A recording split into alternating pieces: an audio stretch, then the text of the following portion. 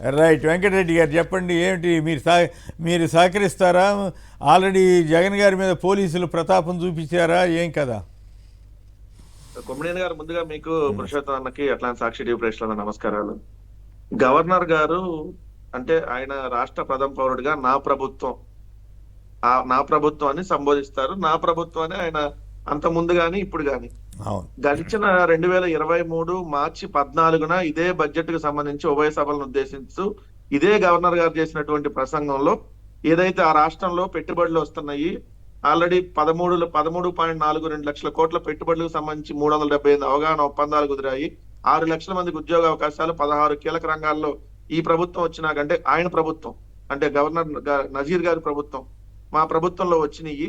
అట్లానే మీరు ఇందాక ప్రస్తావించినటువంటి ఓడర్ రేవులకు సంబంధించి ఏపీ లాజిస్టిక్ హబ్ గా ఆగ్నేయ ఆసియాకు గేట్వేగా రాష్ట్రం 6 నిర్వాహక ఓడర్ రేవులు ఆల్రెడీ ఉండగా రామాయపట్నం, భావనపాడు, కాకినాడ, మచిలీపట్నంలో కొత్తగా ఏర్పాటు చేస్తున్నారు. 2 దశల్లో 9 ఫిషింగ్ హార్బర్ నిర్మాణం జరుగుతుంది. 3 ఇండస్ట్రియల్ కారిడార్ల అభివృద్ధి జరుగుతా ఉందని చెప్పి స్వయంగా ఆయన రాష్ట్ర సమగ్రాభివృద్ధి ధ్యేయంగా మా ప్రభుత్వం అడుగులు వేస్తుంది. ఇది ప్రస్తుత గవర్నర్, అప్పటి గవర్నర్ గా కూడా ఉన్నటువంటి అబ్దుల్ నజీర్ గారు 2023 మార్చి 14న ప్రస్తుతం ఉన్నటువంటి ఇదే అసెంబ్లీలో మాట్లాడినటువంటి మాటలు.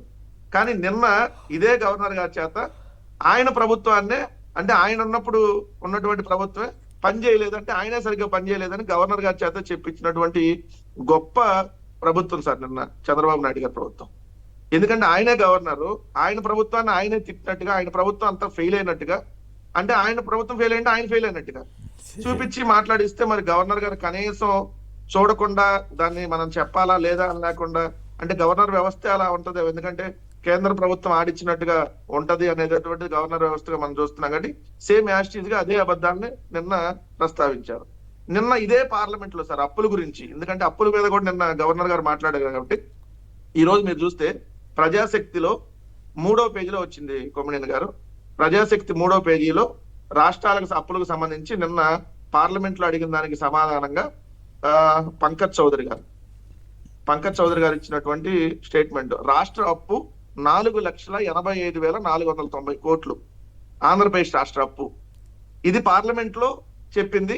అసెంబ్లీలో గవర్నర్ గారు 10 లక్షల కోట్లు అప్పు అయింది అంటున్నాడు. సేమ్ ఒకటే రోజు పార్లమెంట్ లో ఆంధ్రప్రదేశ్ అప్పు 4,85,490 కోట్లు.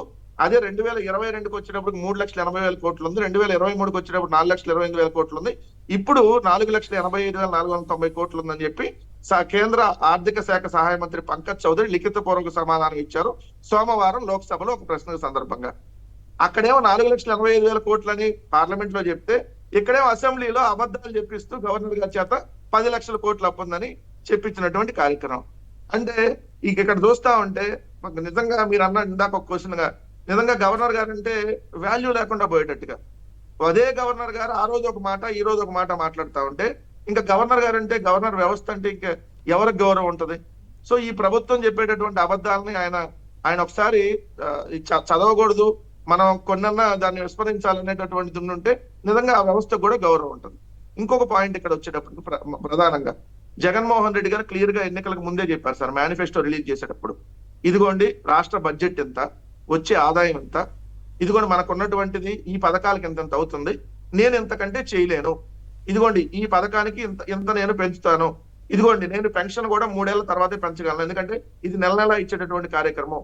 సో ఇది తర్వాత మనం ఏదో 1 నెల ఇచ్చేసాం 2 నెలలు ఇచ్చేసాం తర్వాత కంటిన్యూ ఇవ్వలేము, ఇంత క్లారిటీగా క్లియర్ గా చెప్పారు. కానీ చంద్రబాబు నాయుడు గారు ఏం చెప్పారు, నేను సంపద సృష్టించేసి ఈ మొత్తాన్ని మీకు ఎంతకంటే ఎక్కువ సంక్షేమం ఇస్తా.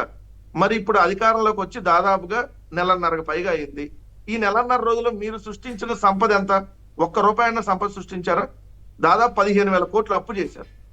15,000 కోట్ల అప్పు 45 రోజుల్లో చేసి 1 రూపాయి సంపద సృష్టించకుండా ఇప్పుడేమంటారు, మీరు సలహాలు ఇవ్వండి, లేకపోతే మీరే నాకు సహకరించండి అంటే ఇంటింటికి చందాలు వేసి వాళ్ళు. అప్పుడు అంతకుముందు అలానే వసూలు చేస్తారు. 2014 నుంచి 19 దాకా మన అమరావతి మన ఇటుక మన అమరావతి పేరుతో వీళ్ళు చందాలు వసూలు చేశారు సార్. సాక్షాత్తు హైదరాబాద్ లో ఉన్నటువంటి సచివాలయంలో కూడా హుండీలు పెట్టారు. మరి ఆ డబ్బులన్నీ ఏం చేశారో తెలియదు. ఇప్పుడు కూడా అదే అనమాట. ఇప్పుడు మీరందరూ నాకు సహకరించండి అంటే ప్రతి రాష్ట్రం నుంచి ప్రతి ఇంటి నుంచి డబ్బులు వసూలు చేసి చంద్రబాబు నాయుడు గారికి ఇస్తే ఆ చంద్రబాబు నాయుడు గారు ఇప్పుడు అందరు ఆ డబ్బుల్ని దోచుకునేటటువంటి కార్యక్రమం చేస్తాడా? మరి సంపద సృష్టి ఎట్లా చేస్తారు? ఇప్పటి వరకు దానికి సంబంధించి లేదు. ఓటాన్ అకౌంట్ బడ్జెట్ పెట్టమేంటి? అసలు పూర్తి స్థాయి బడ్జెట్ పెడితే మీరు అన్నట్టుగా ఇప్పుడు ఏ ఏ పథకానికి ఎంతెంత ఖర్చు పెడతారో చెప్పాలి. ఇప్పుడు జగన్మోహన్ రెడ్డి గారు అమ్మఒడి పథకానికి 6,200 కోట్లు సంవత్సరానికి ఖర్చు పెట్టారు. అది బడ్జెట్ లో పెట్టారు. ఇదిగోండి గడిచిన ఏడాది ఎంత అయింది, ఏ ఏ పథకాలకు ఎంత అయింది, ఎంత ఆదాయం వచ్చింది, ఎంత అప్పులు ఉన్నాయి, క్లియర్ గా ప్రతి బడ్జెట్ లో పెట్టారు. ఇప్పుడు చంద్రబాబు నాయుడు గారు ప్రతి పిల్లాడికి 15,000 ఇస్తా అన్నారు. నీకు 15,000, నీకు 15,000, నీకు 18,000 అని. అంటే మరి ఈ 15,000 ఇవ్వాలంటే ఎంతమంది పిల్లలు ఉంటే అంతమంది పిల్లలు, దాదాపుగా 1,00,00,000 మంది పిల్లలు ఈ రోజు స్కూల్లో చదువుకుంటున్నారు, ప్రైవేట్ స్కూల్స్ కానీ లేదంటే ప్రభుత్వ స్కూల్లో కానీ. మరి 1,00,00,000 మందికి అమ్మఒడి కార్యక్రమం కింద డబ్బులు ఇవ్వాలి. అందుకని ఇప్పుడు బడ్జెట్ పెట్టట్లేదు. పూర్తిస్థాయి బడ్జెట్ పెడితే దీని అన్ని ఇవ్వాలి కాబట్టి కనీసం అది చూపించాలి కదా ఎంతెంత అవుతుందో. సో అందుకని ఇప్పుడు ఆయన పెట్టేటటువంటి పరిస్థితి లేదు. ఇంకొక అంశం, పవన్ కళ్యాణ్ గారు వచ్చేటప్పటికి, పవన్ కళ్యాణ్ గారు ఇంకో స్టేట్మెంట్ కూడా ఇచ్చారు సార్. జనసేన వాళ్ళు కూడా నోరెత్తి మాట్లాడొద్దని మొన్న ప్రెస్ నోట్ రిలీజ్ చేశాడు. ఈ ప్రభుత్వం మీద ఎవరైనా విమర్శలు చేయొద్దు, జనసేన వాళ్ళు ఎవరైనా ఈ ప్రభుత్వం మీద విమర్శ చేస్తే వాళ్ళ మీద పార్టీ పరంగా చర్యలు తీసుకుంటామని స్టేట్మెంట్ ఇచ్చాడు. అంటే వాళ్ళు ఇసుక దోచుకుంటున్నా, అవసరమైతే మీరు కూడా వాటా అడగండి, ఒకవేళ ఇవ్వకపోయినా కూడా వాళ్ళు వాటా, మీరు మాత్రం నోరు మూసుకొని కూర్చోండి. వాళ్ళు రకాలు దోచుకుంటుంటే మీరు కూడా వెళ్ళి వాటా అడగండి, ఒకవేళ ఇవ్వకపోతే నోరు మూసుకొని కూర్చోండి. ఇది పవన్ కళ్యాణ్ గారు ఇచ్చినటువంటి స్టేట్మెంట్. అంతకుముందు కనీసం పార్లమెంట్ లో ప్లకార్డులు పట్టుకోలేరా, ఎందుకు మీకు ఇచ్చిన 22 మంది ఎంపీలు అన్నారు కదా. ఈ రోజు ఏమంటున్నారు, మోడీ గారికి ఎవరు సహకరించినా సహకరించకపోయినా మనం మాత్రం ఆయన ప్రశ్నించకూడదు, ఆయన సహకరించాలి, వాళ్ళు ఏం చెబితే అది ఎవరిగా తలవపాలి. ఇక్కడ చంద్రబాబు నాయుడు గారు ఏం చెప్తే అది మనం తలవపాలి. ఒకవేళ ఆ తలవపకుండా ఎవరైనా నా కార్యకర్తలు గాని నాయకులు గాని ప్రశ్నిస్తే మీరు కూడా పార్టీ నుంచి బయటకు వెళ్ళిపోవచ్చు, చెప్పినట్టు వినాల్సిందే. ఇది ఈ రోజు పవన్ కళ్యాణ్ గారు మాట్లాడుతున్నటువంటి మాటలు. ఇవన్నీ చూస్తే, ఎందుకంటే ఇందాక కొంతమంది కాలర్స్ కూడా నిజంగా జగన్మోహన్ రెడ్డి గారు ఓడిపోలేదు సార్, జగన్మోహన్ రెడ్డి గారు గెలిచారు, వాళ్ళు అబద్ధాలు చెప్పు ఇంకో రకంగా ఈవీఎం లో, ఎందుకంటే దేశవ్యాప్తంగా వచ్చి వచ్చింది కదా దాని ద్వారా గెలిచారు అనేటటువంటి చెప్తుంది నిజమేమో అనిపిస్తా ఉంది. ఖచ్చితంగా దానికి బలమైనటువంటి అనుమానాలు కలుగుతా ఉంది. ఎందుకంటే ఈరోజు జగన్మోహన్ రెడ్డి గారు బయటకు వస్తే ఆయన ప్రజాదరణ చూస్తా ఉంటే, ఒక 2 గంటల్లో తాడేపల్లి నుంచి వినుకొండ వెళ్లాల్సినటువంటి 2 గంటల పర్యటన దాదాపు 7:30 గంటలు దారి పొడవున జనం, ఎప్పుడు రానటువంటి జనం, అంతకుముందు వచ్చినటువంటి అంటే ఇంకా ఎక్కువ మంది ప్రజల నుంచి వస్తున్న స్పందన. ఎందుకంటే ఈ ప్రభుత్వం వచ్చి 45 రోజులే, 45 రోజులు అయినా కూడా, ఎందుకంటే ఈ ప్రభుత్వం వైఎస్ఆర్ కాంగ్రెస్ పార్టీ జెండా పట్టుకుంటే నరికేస్తున్నారు, వైఎస్ఆర్ కాంగ్రెస్ పార్టీ అంటే దాడులు చేస్తున్నారు, అయినా కూడా ప్రజలు ఇంత బాహాటంగా, ఇంత బహిరంగంగా ఇదో మేము జగన్ గారికి మద్దతు తెలుపుతున్నాం అని చెప్పి ఇంతమంది వస్తున్నారని అంటే, ఇది ఖచ్చితంగా ఎన్నికల్లో జరిగినటువంటి ఒక కుట్రపూరితంగా వాళ్ళు గెలిచిందే తప్ప ప్రజాస్వామ్యంగా గెలిచింది కాదు అనేది ఖచ్చితంగా ఇక్కడ భావించాల్సినటువంటి అవసరం ఉంది కుమ్మేరు గారు. రైట్. అంటే ఫైనల్గా చెప్పండి, ఇప్పుడు ఇంతకీ మీరు సలహాలు ఇస్తారా, ఇట్లా చేయండి, ఇట్లా చేసుకోండి, ఇట్లా చేసుకోండి, హామీలు ఎగ్గొట్టేయండి, పర్వాలేదు, ఆల్రెడీ ఈ పెన్షన్దారులు ఉంటారు కదా, మీకు ఈ కారణాల వల్ల ఈ పెన్షన్ వచ్చేసిన నెల నుంచి రావని కూడా స్లిప్పులు ఇస్తున్నారంట.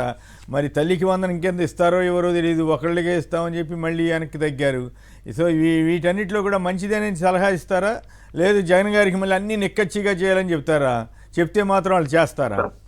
సంక్షిప్తంగా. ఇప్పుడు మేము సలహాలు ఇస్తే వాళ్ళు తీసుకునే పరిస్థితిలో ఉన్నారా సార్? అంతేనా? ఆయనే ప్రపంచ మేధావి కదా చంద్రబాబు నాయుడు నేత, నేనే ప్రపంచ మేధావి, నేనే అందరికి సలహాలు ఇస్తా, అవసరమైతే సత్యనాథులను మైక్రోసాఫ్ట్ సీఈఓ చేసింది నేనే అని చెప్పుకునే ఆయన మేము సలహాలు ఇస్తే తీసుకునేటటువంటి పరిస్థితి ఉంటుందా? కాకపోతే ఒకటైతే వాస్తవం, ఒక 2 నెలలు ఆగితే ఇప్పుడు ఉన్నటువంటి పెన్షన్ లో దాదాపుగా 3-4 లక్షలు కట్ చేయడానికి ఆల్రెడీ ఈ నెల, రేపు ఆగస్టు నెల కూడా పూర్తి స్థాయి పెన్షన్లు వస్తాయని, ఎందుకంటే మొన్నటిదాకా 65 లక్షల మందికి పెన్షన్లు ఇచ్చారు. 3-4 లక్షలు అయితే మంచిదే, ఇంకా 10-15 లక్షలను తగ్గితే ఏమన్నా అంచనా నా అనుమానం. అంటే ఒకేసారి 10-15 లక్షలు తగ్గించరుగా, మెల్లిమెల్లిగా నెలకు 1 లక్ష, 2 లక్షలు, నెలకు 2 లక్షలు, 3 లక్షలు అలా మెల్లిగా తగ్గించుకుంటా పెన్షన్